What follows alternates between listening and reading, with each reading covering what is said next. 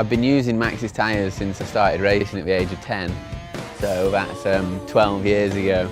So I was really familiar with the high roller, and that used to be my favourite tyre until they brought out the high roller 2. It's just got a slightly more aggressive tread pattern. You can use it in a more intermediate condition when the soil or the mud's a bit damper.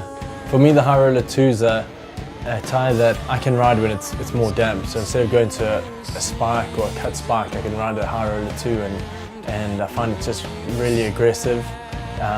Works well in the mud, wet rocks, roots, it's great. When it goes from being kind of dry to wet, I think the high roller 2 clears a little bit better than a high roller would. The high roller 2 has got slightly narrower knobs, so it folds and bends and sticks to the ground a little bit more. I think some of the kids coming up now, I can see why the more aggressive high roller 2 is the perfect tyre for those guys. Yeah, Josh Bryceland is definitely one of those guys.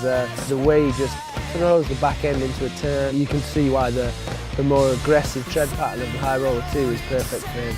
I really enjoyed Val d'Isère. You know, it was nice and steep, and you know, it was all about managing the speed. And on my high roller 2, I was just able to brake hard and late where I needed to. I think it's just such a consistent feeling you get with MAXXIS.